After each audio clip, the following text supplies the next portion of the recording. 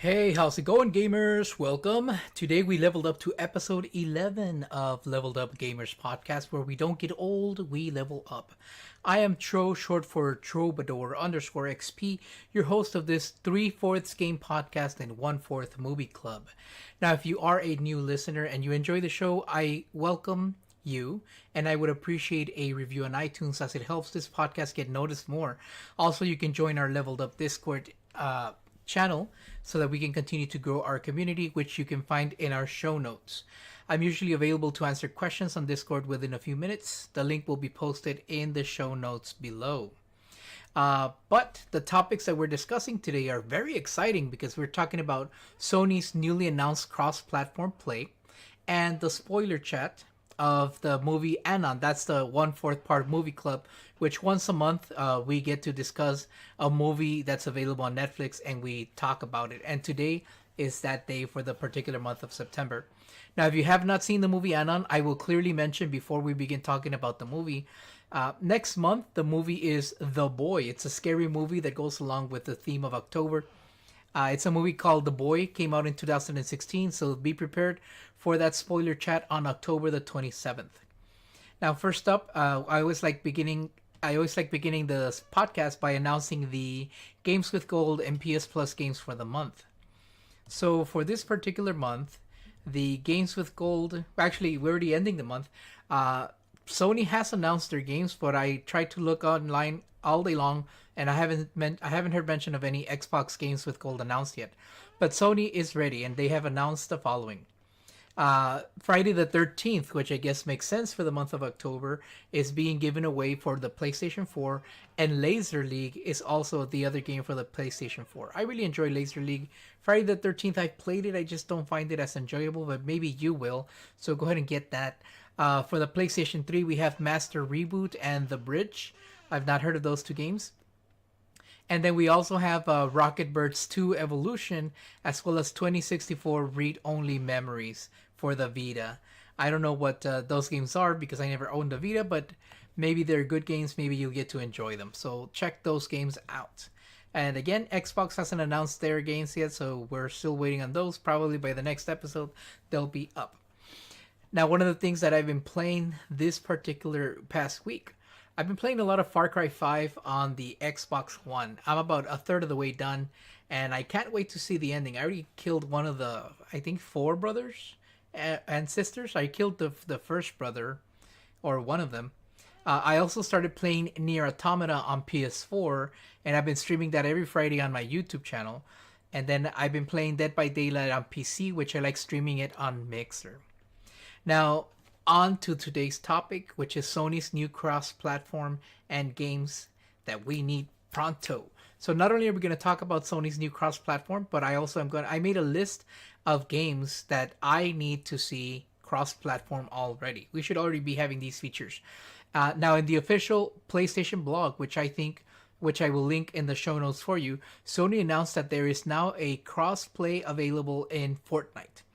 So starting on the 26th of September, that's I believe 3 days ago, they started a beta for crossplay, and PlayStation players and Xbox players can now play together. I want to say maybe even Switch players can as well. I'm not entirely sure about the Switch, but the goal is that eventually everybody will be able to play on Fortnite for now.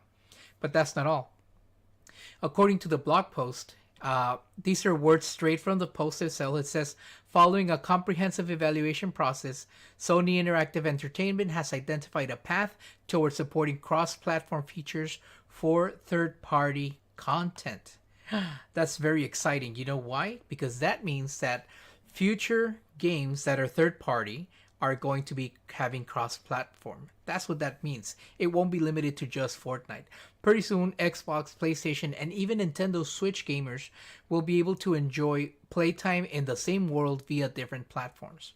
Now that brings us to our segment's topic, which I mentioned earlier. What games would benefit the most from cross-platform play? I have compiled a list of my top 10 choices in no particular order. Feel free to chime in if you are in the chat and let me know if what game you would like to see. If you're not in the chat and you're listening in the podcast, send us a tweet at Leveled Up Gamers for your choice if your game doesn't make it on this list. Now, the first game that I wrote, and again, this list is in no particular order. The first game that I wrote is Minecraft. This one is a must. It's already possible for the Switch and Xbox players to play together on Minecraft. And not only that, but Nintendo made a commercial featuring cross-platform with Xbox by its side. It would be cool to see a second commercial that features PlayStation, Xbox, and Switch all playing together. That would be awesome. I doubt it'll happen, but stranger things have happened. As long as we can all play together soon, that's what I want. Now, the second game on my list here is Monster Hunter. Monster Hunter is such a cool game, and having a larger pool of players to join matches is simply a must.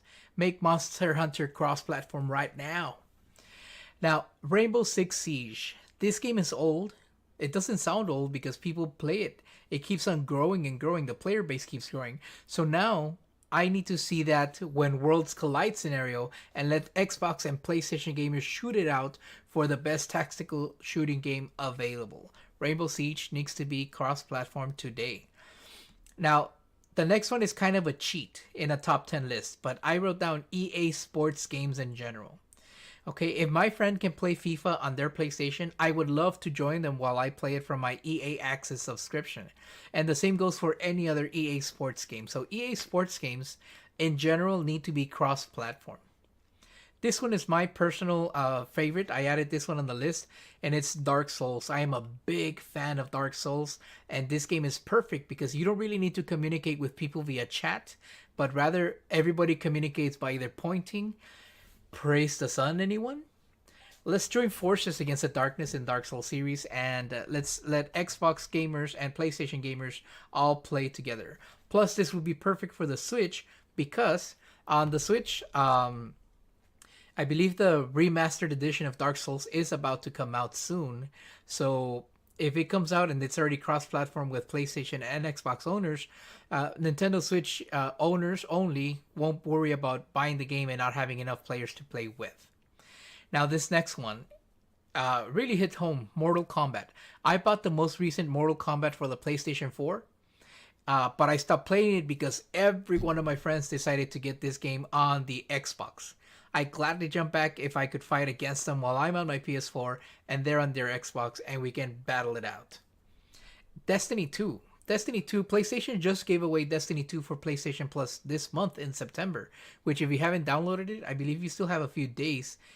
So this podcast is live on the 29th. Perhaps you have like 2 days or maybe 1 day by the time you listen to it on iTunes. Is there a greater way to increase the player base than by expanding prospective game partners to Xbox? Johnson, get on this quick! Now, Dead by Daylight. This is another game on my list. I've been playing Dead by Daylight on PC for a while, and I recently downloaded the PlayStation version because it was free also on PS Plus in August.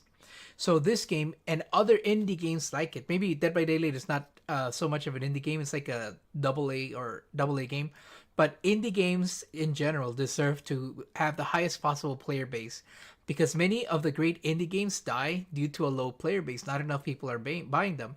But if enough people are buying them across multiple consoles, then the community can feel bigger and indie games won't die. Let indie games have a better chance of survival. Next on the list is Battlefield 5. Battlefield 5, this game is not out yet, but we know that it will be multi-platform and that it will have some form of Battle Royale. With gamers from Xbox and PlayStation gaming together, finding gamers for Battle Royale mode should be easier with a bigger pool joining in on the fun. Now, before I discuss the 10th game on the list, I see here that on chat, Star Cadmiums, which, by the way, thank you for coming in. He's always here in every stream. He says they got to get Fallout 76 crossplay. I can't believe I didn't even add that one to the list. The thing about Fallout 76, I remember that I think his name is Ted Howard, the guy who's in charge of making the game. He flat out called Sony for being stubborn and not wanting crossplay available. So now that it's available, I hope that they really bring out crossplay for Fallout 76. And again, the install base is only going to be awesome and feel more like a big lively world. Fallout 76 needs to definitely be one of those games. I would have added it to my list, but I couldn't think of it at the time. Now, the 10th game that I have on my list, I want to talk a little bit about it. It's the Call of Duty franchise.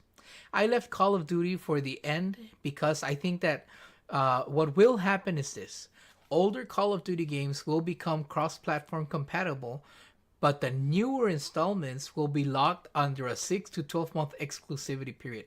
That's just me. I think I'm calling it right now because right now Activision and PlayStation are buddy buddies.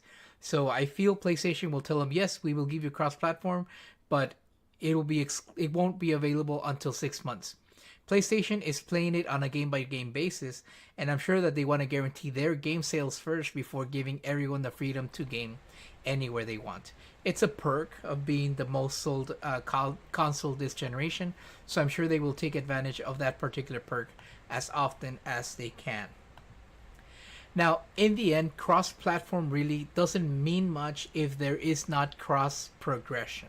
That's the next step in the evolution of gaming, and it's actually something we discussed in Leveled Up Gamer's first episode of the podcast, which is cross progression. If you don't know what that means that if you begin playing a game, let's say I begin playing Skyrim on Xbox, and I also own it on PlayStation, that my save file transfers to the PlayStation version of the game. So cross progression. For now, though, we take what we can get. Which game do you think will be the second to receive the green light on cross-platform play? Let us know with a tweet or on Discord. Now we are on to the next segment of our podcast, which is none other than the entertainment segment. And the movie of the month that we are to discuss today, which is the last Saturday of the month, is Anon. So I'm guessing Anon is short for Anonymous.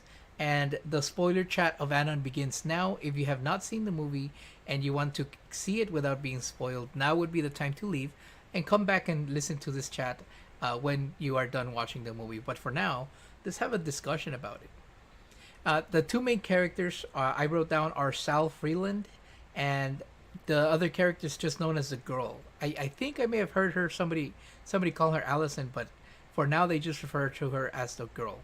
Sal Freeland is played by Clive Owen, one of my favorite actors, and the girl is played by Amanda Seyfried. Now let me read to you the plot that I typed down based on what I saw in the movie. In the future, it seems that all humans, have had a system installed in their bodies that allow them to record everything they see. So it sounds like a Black Mirror episode. Additionally, the software also works like their own cell phone and can allow them to text, make calls, and even display what they are seeing to others. So for example, if I wanted to make a phone call, I don't need to lift a device to my head. All I would have to do is, through my mind or in my eyes, access the menu to make the phone call. And I guess there's a speaker installed in my ear and I can just speak out loud and there's a mic somewhere close to my mouth. The same applies for texting. I just text using my eyes. It's a pretty cool technology to think of in the movie. One day, a series of murders begin happening, but it seems like the victims are seeing through. The victims are seeing them through someone else themselves getting killed. It sounds a little bit confusing. The killer's eyes, instead of them seeing the killer, it's like they're seeing a mirror. That's the easiest way to explain it. This is accomplished by someone, the killer, hacking into the victim's eyes before killing them. The killer is very tech savvy, so much so that he or she could hack you and make you see things that are not there or hide things from you live, while you're just walking. So he or she may make you believe that there are stairs where there aren't and you may end up tripping or something like that. So very interesting technology. Now, here are some notes that I wrote while watching the movie. Off the get-go, I mentioned it earlier, it reminds me of a Black Mirror episode. So if you watch Black Mirror on Netflix, many episodes feel a lot like this long movie. And again, this would fit right into that universe. If you haven't seen Black Mirror, then I highly recommend it. That's something to watch after watching this movie. Now, anything I see gets recorded, and sometimes the camera shifts from the point of view of the characters in the movie. So like here, I'm turning around and my eyes are obviously following me. But one thing that bugs me is that the camera head movement, when it goes to first person point of view, is slower than the actual head movement. Like you see a maid at some point in the movie look down, and you see her in the mirror looking down, but she looks down like this, but then from the point of view, it moves like the camera is going really slow, or slower than compared to what a normal human would move like. So that's one thing that bugged me about the movie.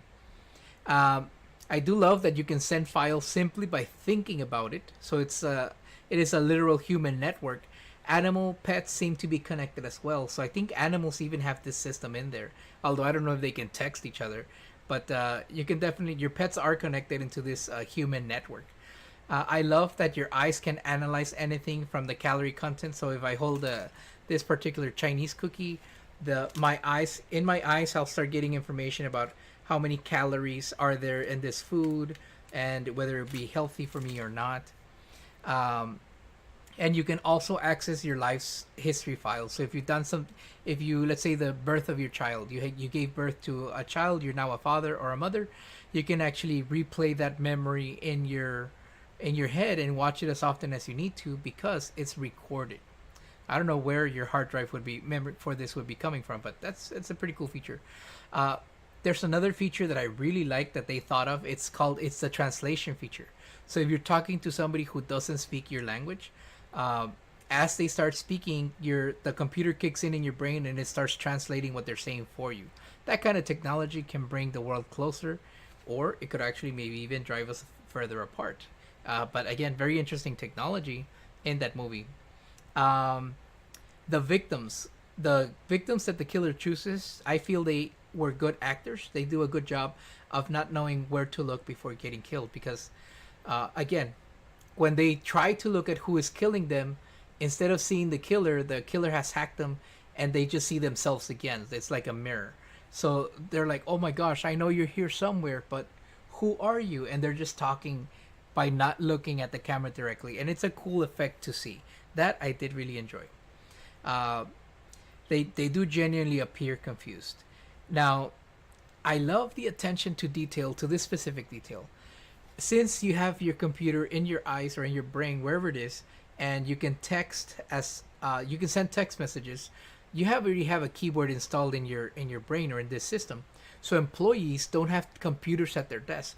You see a scene where the employees are sitting down, but instead of working by typing into a computer, you can see that they're focused into something and they're typing in their eyes. That's how they're getting their work done.